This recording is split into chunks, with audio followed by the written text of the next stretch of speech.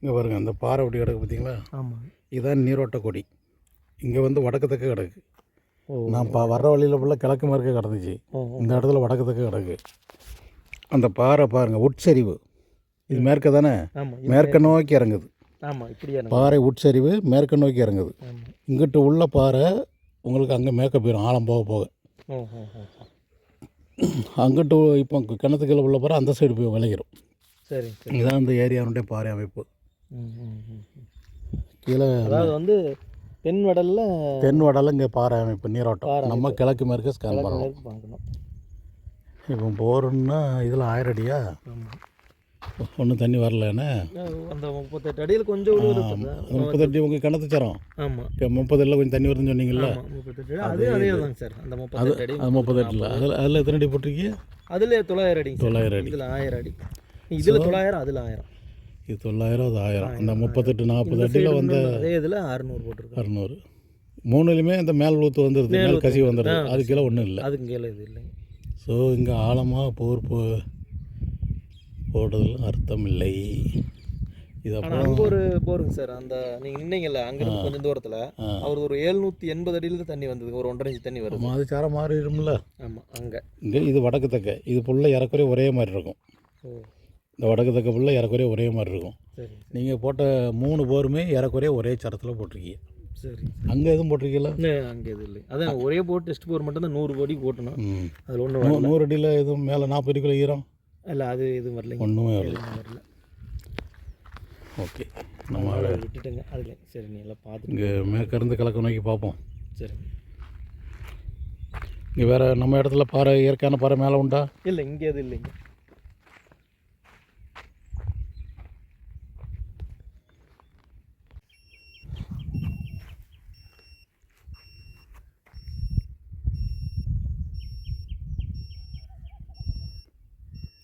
ஒரு அணைக்கட்டுக்கு இருக்குது. இது கரூர் மாவட்டம் குப்பக்கவுண்டன் வலசு. அதிகாலையில் 3 மணிக்கு புறப்பட்டு இங்கே 8 மணிக்கு வந்து சேர்ந்துருக்கு. கரூர் மாவட்டம் குப்பக்கவுண்டன் வலசு. இது முதல் ஸ்கேன். வடகிழக்கு மூலையிலேருந்து தென்கிழக்கு நோக்கி 40 மீட்டர் லென்த்து, 700 மீட்டர் ஆழத்துக்கு ஸ்கேன் நடக்குது. இங்கே ஏற்கனவே ஆழமாக 3 போர்வெல் போட்டிருக்காரு. 1000 அடி, 900 அடி, 600 அடி. எதுலையும் தண்ணி இல்லை. ஒரு கிணறு கிடக்கு. அதை 38 அடியில் கசிவு நீர் இருக்குது. அந்த போர்வெல்லில் ஒரே பாறை அமைப்பு. எந்த பாறை முறிவு மாற்றம் எதுவுமே இல்லாமல் வந்திருக்கு தூசி.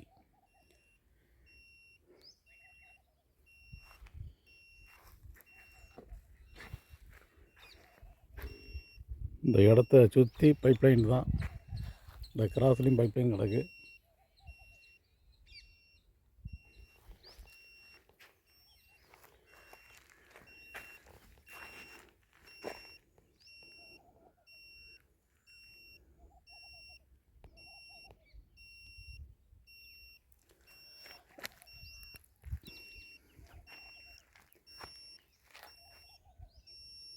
இந்த டெக்னாலஜி பூமிக்கு கீழே உள்ள வாட்டர் பாடியை கண்டுபிடிப்பதற்காக உருவாக்கப்பட்ட டிசைன்.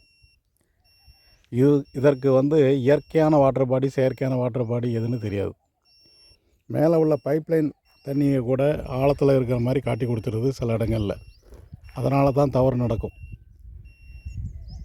மற்றபடி இயற்கையான தரையில் ரிசல்ட்டு 93-97% அக்யூரேட்டாக இருக்கும். இந்த மாதிரி பைப்லைன் ஏரியாவில் தண்ணி இருக்கிற மாதிரி ரிப்போர்ட் வந்தால் அதை நம்ப முடியாது. நமக்கு தண்ணி தேவை, விவசாயத்துக்கு தண்ணி தேவைன்னா போட்டு பார்த்துக்க வேண்டியதான், அவ்வளோதான். இதை விட லேட்டஸ்ட்டு டெக்னாலஜி எதுவுமே இல்லை. இப்போ வர டெக்னாலஜி ஃபுல்லாகவே இந்த மாதிரி தான். செயற்கையான வாட்டர் பாடியை கூட இயற்கையான வாட்டர் பாடியாக காட்டி ரிப்போர்ட் கொடுக்கும்.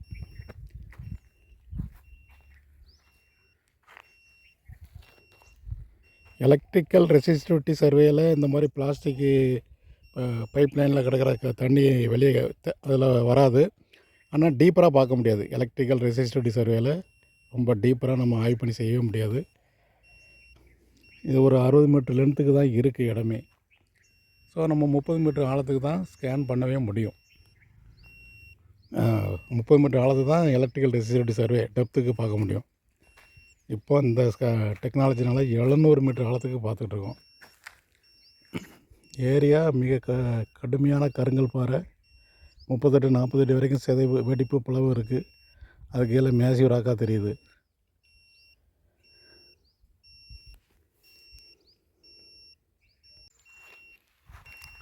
இது 2வது ஸ்கேன். இடத்தினுடைய தெற்கு இருந்து வடக்கு நோக்கி இது 2வது ஸ்கேன். முதல் ஸ்கேனில் இந்த 40 மீட்டர் பார்த்ததில் 2 இடம் அடையாளம் வச்சுருக்கோம். ஒன்று 31.5 மீட்டரில் ஒன்று, இன்னொன்று 5 மீட்டரில் ஒன்று அடையாளம் வச்சுருக்கோம். இது விடுபட்ட பகுதியை இந்த 2வது ஸ்கேனில் கவர் பண்ணுறோம். இதில் 2 பாயிண்ட்டு 200 மீட்டர் ஆழத்தில் தண்ணி இருக்க மாதிரி காட்டுது. இப்போ 700 மீட்டர் ஆழத்துக்கு ஸ்கேன் பண்ணியிருக்கு.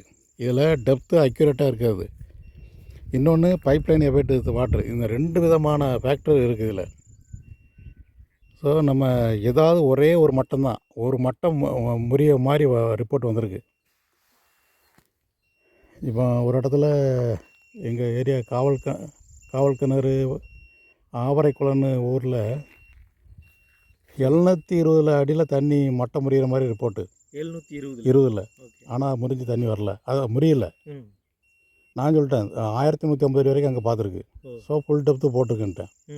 910 அடிக்கெல்லாம் போர் போட முடியல, தண்ணி வந்துருச்சு. ஆமாம். ஸோ இவ்வளோக்குள்ள டெப்த்து வித்தியாசம் இருக்கும், மைண்டில் வச்சுக்காங்க. நமக்கு இந்த பைப்லைன் எஃபெக்ட் மட்டும் இல்லைன்னா நீங்கள் 2000 அடி வரை கூட போட்டு பார்த்துடலாம்.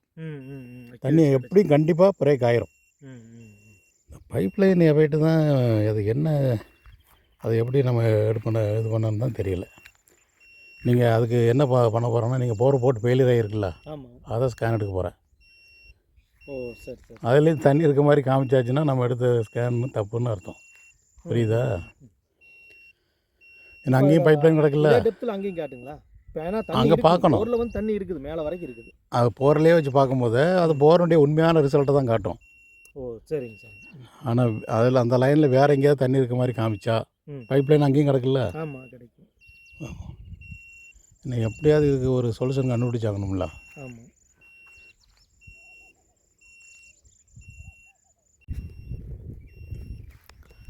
இது 4வது ஸ்கேன்.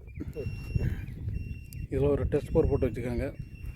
அந்த எஃபெக்ட் கண்டிப்பாக இங்கே வராது. ஆனால் அந்த வடக்கத்தக்க வேலையை ஒட்டி பைப்லைன் நடுவே கிடக்கு. 3வது ஸ்கேனில் 2 இடம் அடையாளம் வச்சுருக்கோம். அது 300 மீட்டர் ஆழத்தில் ஒரே ஒரு மட்டம் பிரேக் ஆகுது.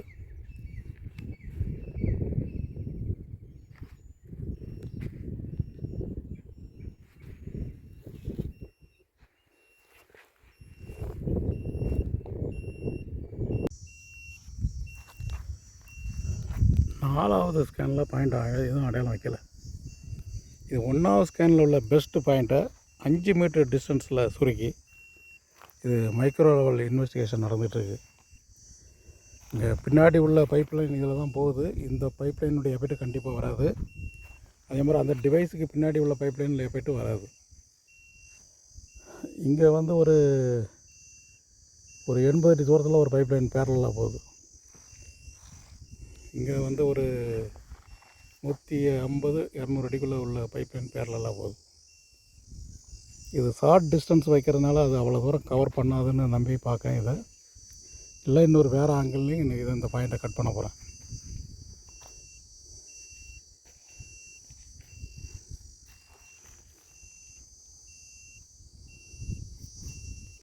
So 5 meter micro level scan பண்ணதுனால என்ன உறுதியாகுதுன்னா, முதல் 40 மீட்டரில் வச்சு இதில் பைப்லைன் எஃபெக்ட்னால இங்கே 200 மீட்டரில் தண்ணி காமிச்சது.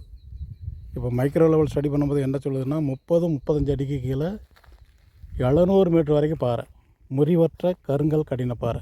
மேலே மட்டும் கொஞ்சம் ஈரம் சகதி இருக்குது, அது கீழே ஒன்றுமே இல்லை. இப்போ அங்கே ஒரு 300 மீட்டரில் தண்ணி இருக்க மாதிரி காட்டுது. அதையும் உறுதி பண்ணியாச்சுன்னா முடிஞ்சது. அங்கே போங்க. இது 6வது ஸ்கேனு.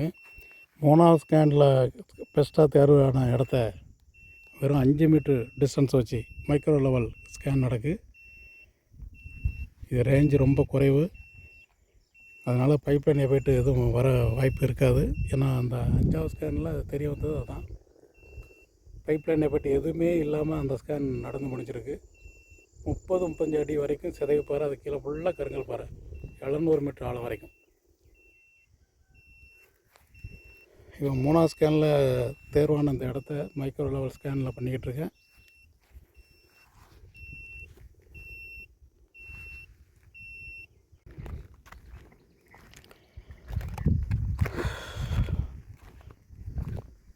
இங்கிட்ட எங்கே வளையுது.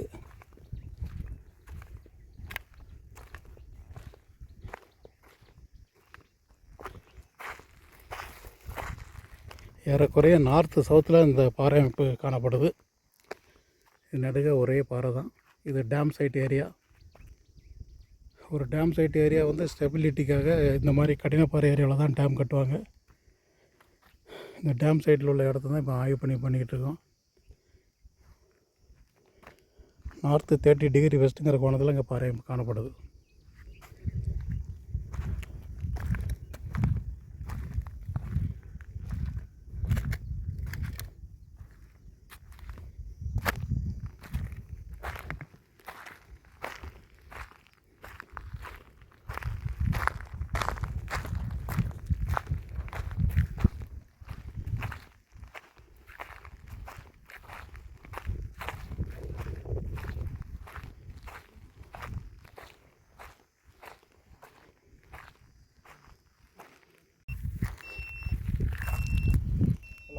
இது வேலி ஓரமாக பைப்லைன் ஓரமாகவே பைப்லைன் பக்கத்துலேயே இந்த ஸ்கேன் நடந்துகிட்ருக்கு. 7வது ஸ்கேன் அப்படி தான் நடந்துச்சு. 7வது ஸ்கேனில் பாயிண்ட் எதுவும் அடையாளம் வரல. 30-35 அடி கீழே ஃபுல்லாகவே 2000 அடி ஆழம் வரைக்கும் ஒரே பாறை தான். ஸோ இந்த பைப்லைன் மேலேயே ஸ்கேன் பண்ணும்போது அது எஃபெக்ட் வரல. இப்போ அடுத்த பைப்லைன் வந்து இங்கேருந்து ஏறக்குறைய ஒரு 200 அடி தள்ளி கிடக்கு. அதனால் அந்த எஃபெக்ட்டும் வரல.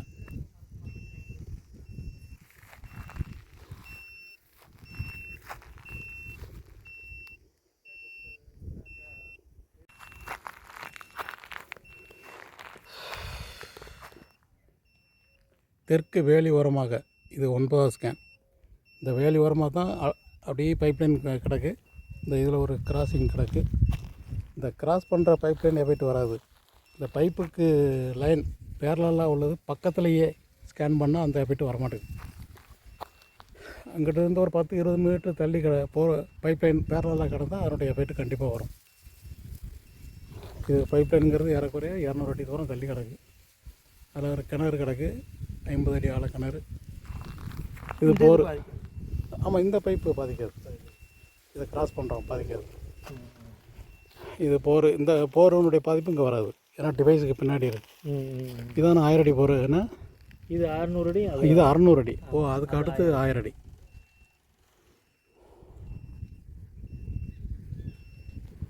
அங்கே கிடக்குறது 900 அடி. என்ன 900 அடி.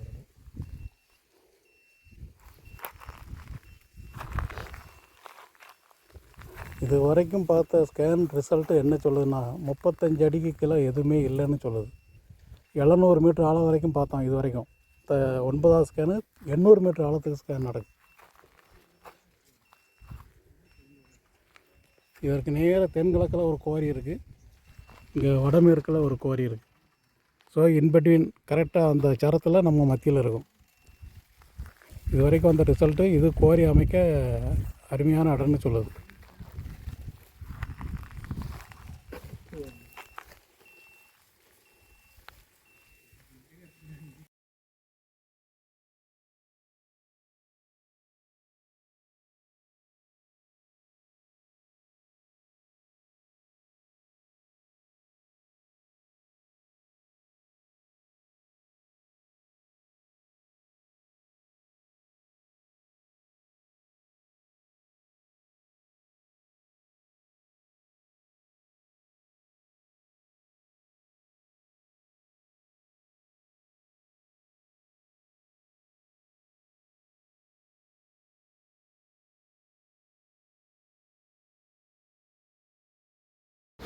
இடம் முழுமைக்குமே பைப்லைன் தான். இடத்தினுடைய 4 ஓரங்களிலும் மத்தியிலையுமே பைப்லைன் கிடக்கு. அதனுடைய பாதிப்பு ரிப்போர்ட்டில் வருது. அந்த ஏரியாவுடைய ஜியாலஜி அமைப்பை வச்சு ஆராய்ச்சி பண்ணி பார்த்ததில் ஒரு கிணறு, சைடு போர் இது போதும் அந்த இடத்துக்கு.